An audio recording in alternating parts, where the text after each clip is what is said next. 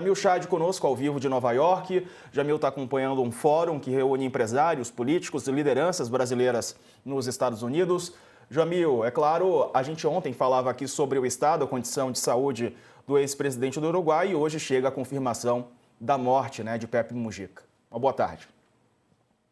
Boa tarde a todos. De fato, é uma notícia, claro, sem dúvida nenhuma, péssima, claro, no que se refere à pessoa de Pepe Mujica, mas também para um projeto, para uma ideia de um projeto de construção latino-americana, de construção de uma integração, que era, obviamente, um dos seus, talvez um dos pilares da sua atuação na região. Era um defensor, sem dúvida nenhuma, da democracia, sem dúvida nenhuma, dos direitos humanos, de um mundo multipolar e, claro, de uma América Latina unida e forte para enfrentar toda essa situação, toda a realidade internacional. Era um enorme aliado, obviamente, do projeto de integração latino-americana que o Brasil pretendia retomar agora no governo Lula. Esse projeto não avançou, porque, obviamente, a América Latina é outra, não é a mesma América Latina de 2001, 2002, 2003, 2004,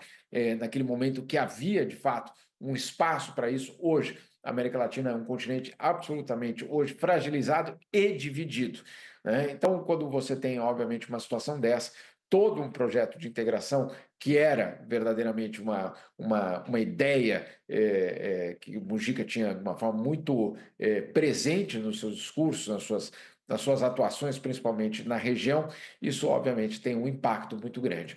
O Brasil e o projeto de integração latino-americana perdem, obviamente, um enorme aliado político, eu diria até moral, no que se refere, pelo menos, às ideias progressistas. Verdade.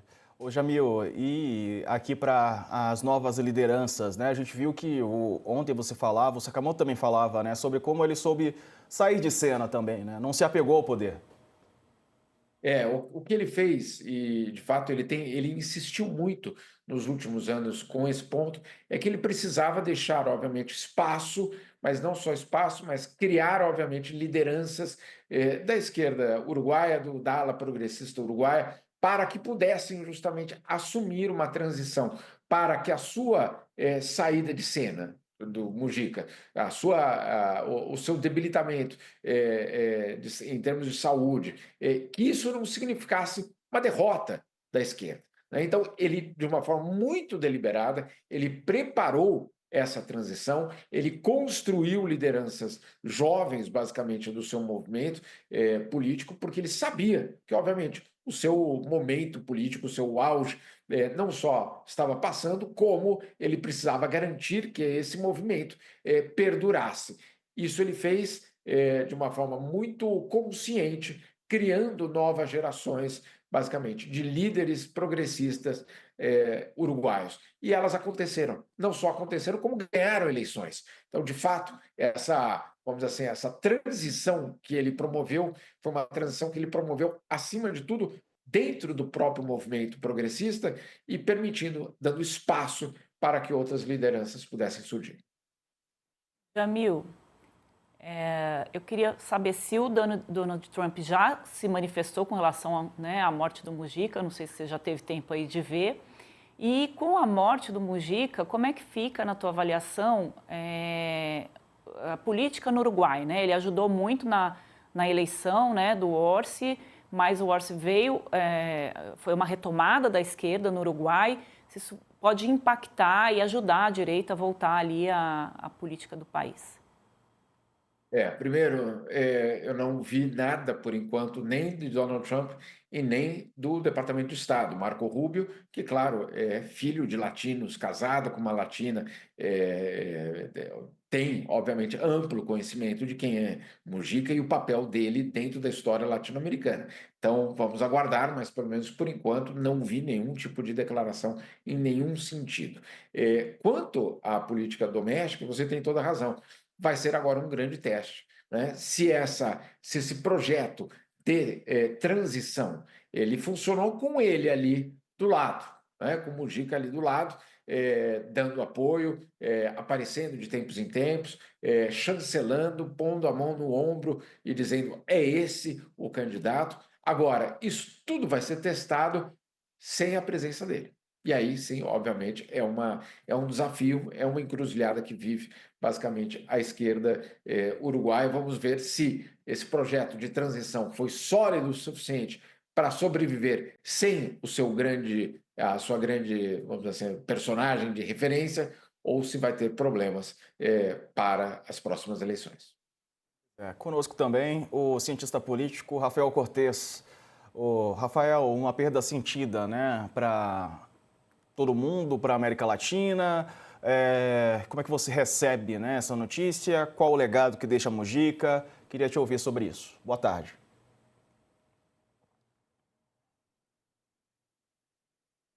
Acho que o microfone, não sei se está desabilitado aí. Não estou conseguindo te ouvir aqui do... Agora sim.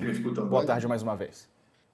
Perfeito. Peço desculpas aí pelo microfone. Uma boa tarde, Diego, Andressa e Jamil. Um prazer estar refletindo, enfim, aqui com vocês sobre uma figura tão importante, né? Eu estava escutando o Jamil comentando e é curioso e representativo de como a trajetória de alguns líderes políticos contam muito sobre a história de uma determinada região ou história de uma corrente política. Então, se a gente pega a biografia do José Mujica, e conta a história da América Latina e da esquerda da América Latina, essas coisas se confundem, né?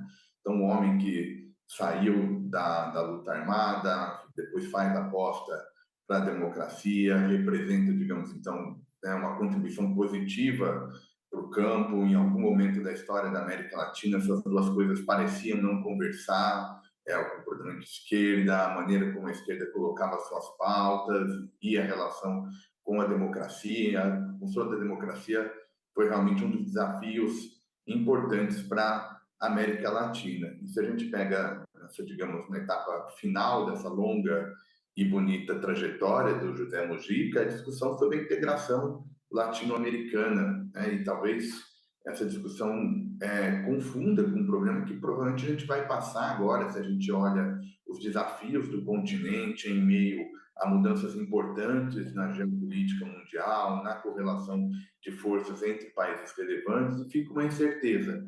Qual o papel que o continente vai ocupar ao longo desse processo? E, obviamente, esse papel depende muito da ação dessas lideranças políticas. É um contexto bem mais difícil do que a gente já viveu no passado. Essa tal da polarização política, ela também afeta as perspectivas de integração latino-americana, e no momento que a gente tem a perda de uma figura tão relevante e tão simbólica, obviamente é inevitável a gente não extrapolar a reflexão sobre o Mujica, dado esse contexto, a importância que ele teve ao longo do continente. De tal forma que um dia triste, mas que, quem sabe, essa tristeza nos sirva para a gente identificar e construir e trazer o legado do Mujica para que esse trabalho continue. Certamente um dia bastante triste. Verdade. Temos no UOL Flash algumas frases marcantes do Pepe Mujica registradas. Veja aí, o UOL Flash você acompanha no nosso site, no aplicativo do UOL, são notícias em formato de redes sociais. A primeira delas é que o que é que chama a atenção mundial? Que vivo com pouco, em uma casa simples, que ando em um carro velho. Essas são as notícias? Ele perguntou. Na próxima postagem, ele fala... Vamos passar? Isso. Somos meio vagabundos, não gostamos tanto de trabalhar. A terceira postagem, não é bonito legalizar a maconha, mas pior é dar pessoas ao narcotráfico. O único vício saudável é o amor. São algumas frases de Pepe Mujica. A próxima fala sobre o casamento gay, que segundo ele é mais velho do que o mundo, dizem que é moderno e é mais antigo do que todos nós. É uma realidade objetiva e não legalizar seria torturar pessoas desnecessariamente. Legalizando e intervindo, é possível conseguir que muitas mulheres voltem atrás em sua decisão, sobretudo aquelas de setores mais humildes ou que estão sozinhas, disse ele sobre a legalização do aborto.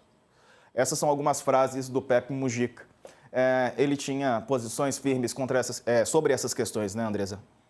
Pois é, isso marcou também ali a trajetória dele, né? Ele tinha não tinha medo de se expor, né? Ou como a gente vê aí, principalmente aqui no Brasil, né, onde eu acompanho mais, é que muitos assuntos ninguém mexe, né? Principalmente esses assuntos mais delicados com relação a aborto, drogas, porque a gente tem um eleitorado evangélico ali muito forte, então acaba-se não entrando nisso. E o Mujica não tinha isso, ele falava mesmo, e era importante que falasse. Eu queria fazer uma pergunta para o professor, é possível? Claro. Professor, no governo do Mujica, ele saiu com uma aprovação muito alta, acho que na casa ali dos 70%, mas tinham críticas ali dos opositores com relação à questão da educação, que ele não conseguiu resolver ali no país, né, da política educacional, e também de gastos ali, que se considerou que ele gastou muito. Quando ele saiu do governo, ele falou que o que ele lamentava era não ter conseguido reduzir a pobreza. Então, como é que o senhor viu assim, o governo do Mujica, o que ele deixou de legado e essas partes que a oposição, né, tentou ressaltar ali de que o governo dele prometeu coisas na campanha que não cumpriu, não entregou ao final do seu mandato?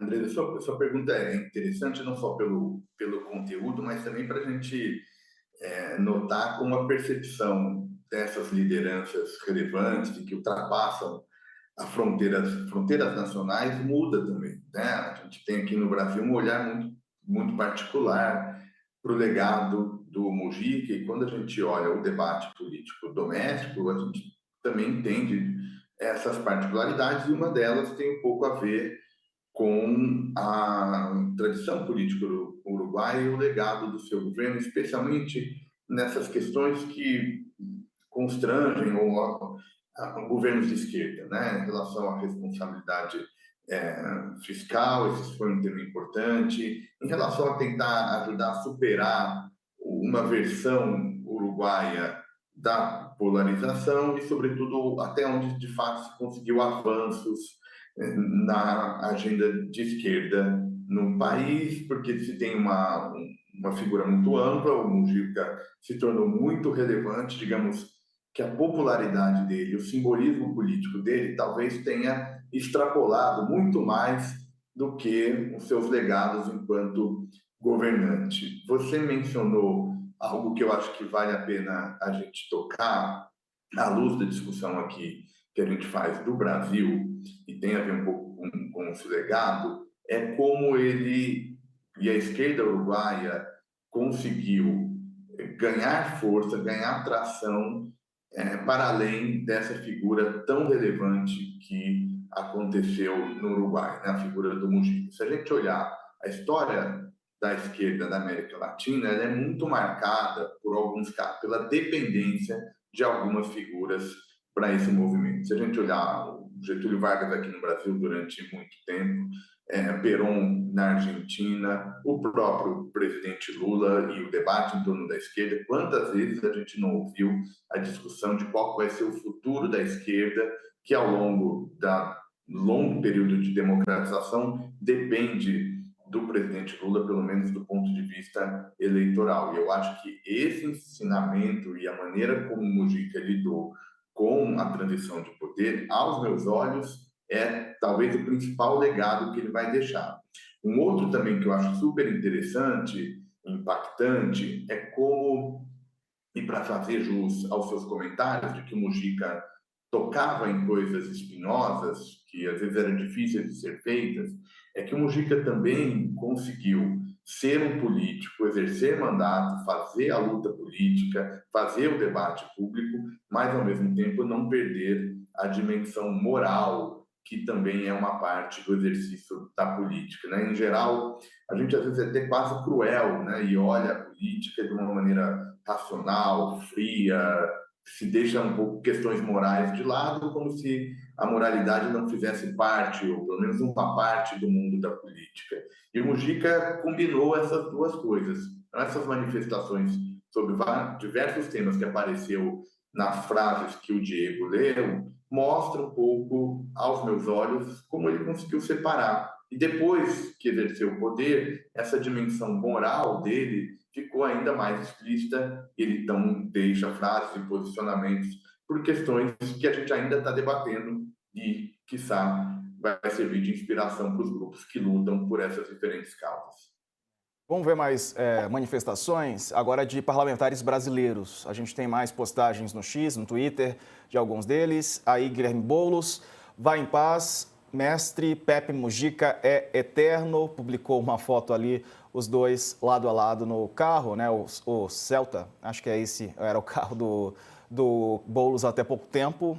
Vamos para a próxima postagem. Tabata Amaral, deputada do PSB, escreveu: meus sentimentos ao povo uruguaio e à família de José Pepe Mujica, um líder uruguaio raro que fez da política um ato de humildade, coragem e de amor pelo povo. Mostrou ao mundo que é possível governar com ética, simplicidade e coerência. Viveu como pensava, e isso já é uma forma de revolução. Que sua história siga nos inspirando a lutar por uma política mais humana e verdadeira. Bom, é isso, né, Jamil? Além de simplicidade nos gestos, nas palavras, o Pepe Mujica também vivia com simplicidade, como a gente relatou.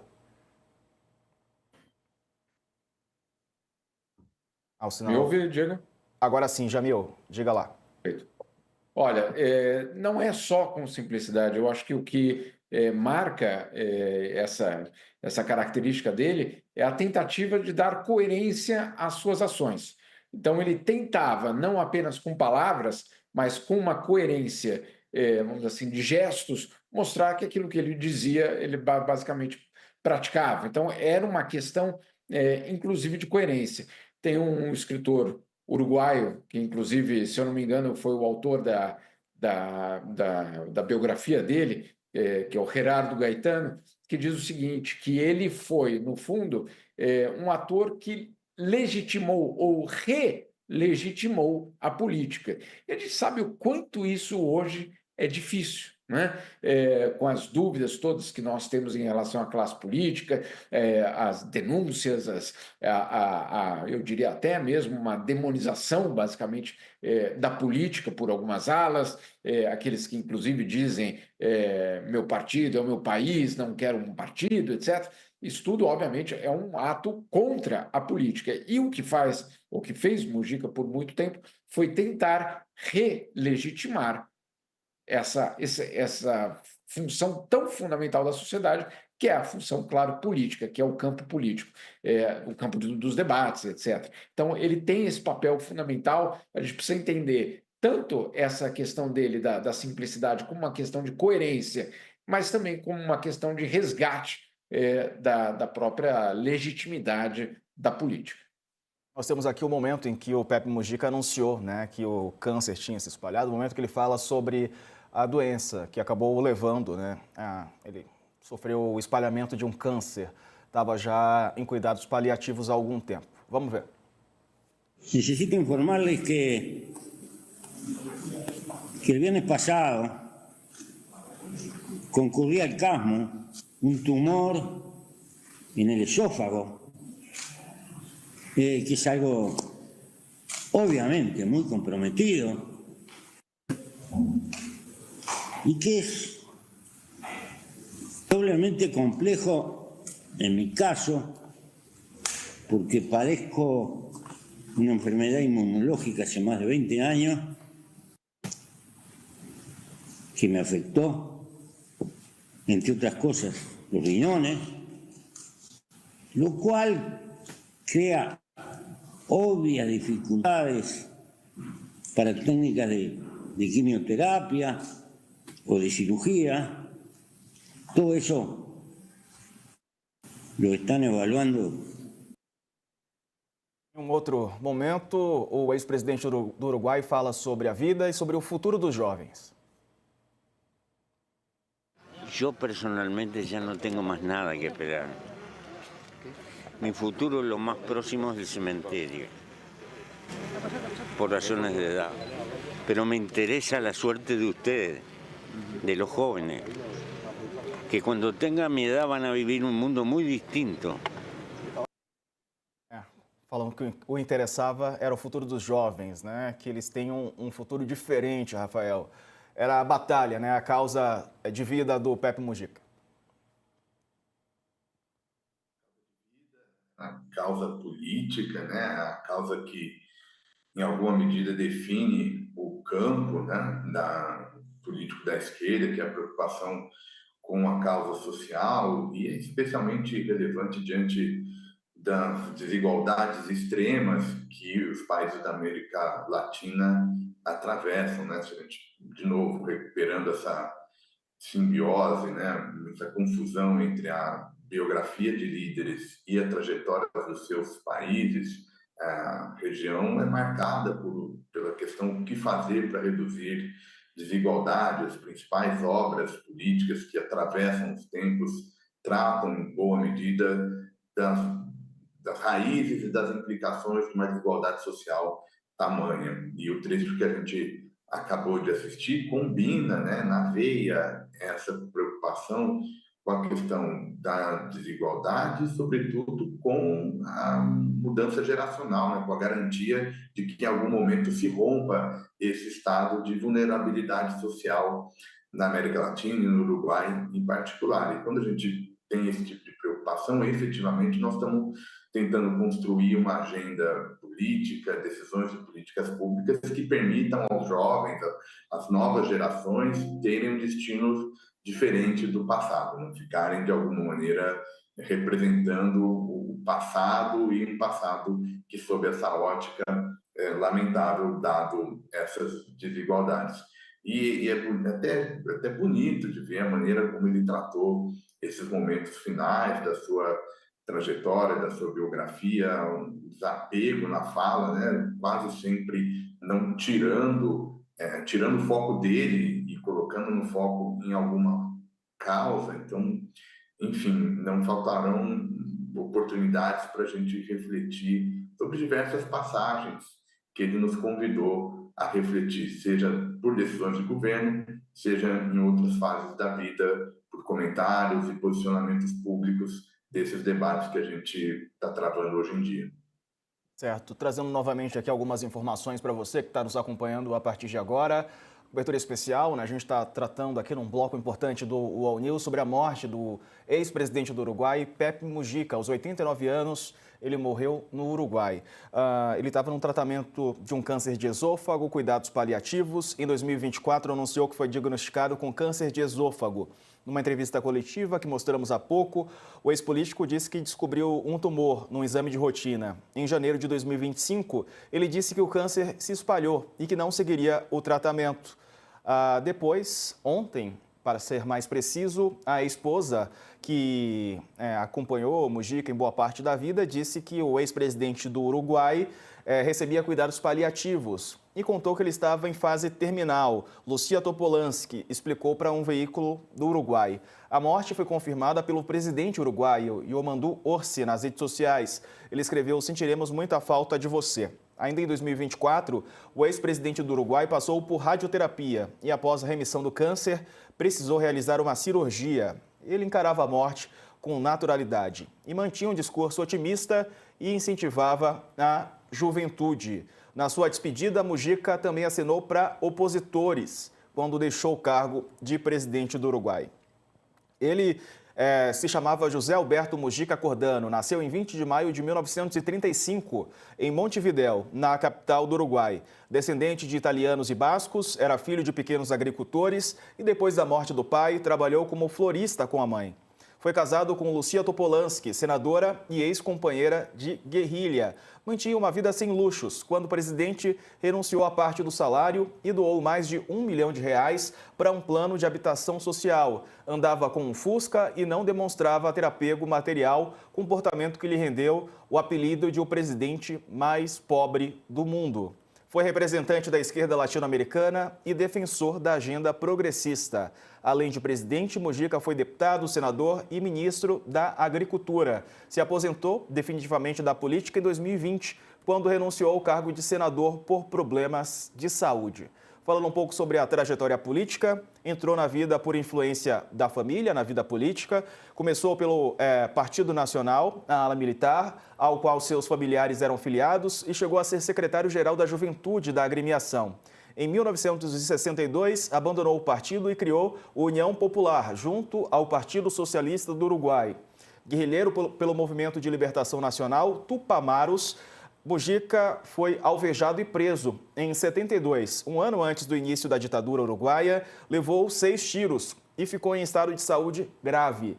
Ele foi preso e passou mais de uma década detido. O ex-presidente uruguaio afirmou neste período que aprendeu a não se deixar dominar pelo ódio e pelo fanatismo, a compreender que há contas que não se cobram e que é preciso viver para frente.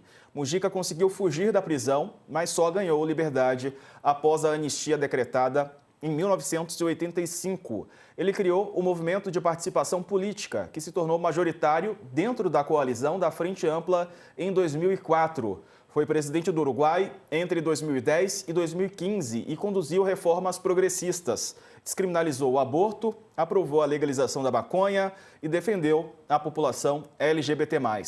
Pepe se aposentou definitivamente da vida política em 2020. Após o período na presidência, foi eleito senador novamente em 2015 e em 2019, como eu disse, se aposentou, renunciou por problemas de saúde em 2020. Um pouco do histórico do Pepe Mujica, Jamil. É um histórico que se confunde com a própria pessoal, mas que se confunde com a própria história da América Latina, da história dos movimentos latino-americanos, obviamente depois da democracia. Quando ele sai da prisão, ele não sai com um sentimento, no caso, depois de 13 anos preso, ele não sai com um sentimento de vingança, ele pede a democracia, né? Essa é basicamente a resposta que ele dá depois de 13 anos na prisão, e é basicamente, como você colocou aí, Diego, a história propriamente do nosso continente, passando, claro, por um personagem num país relativamente pequeno, um país que, obviamente, não tem nenhum tipo de influência no destino econômico da região, e ainda assim teve esse papel tão fundamental.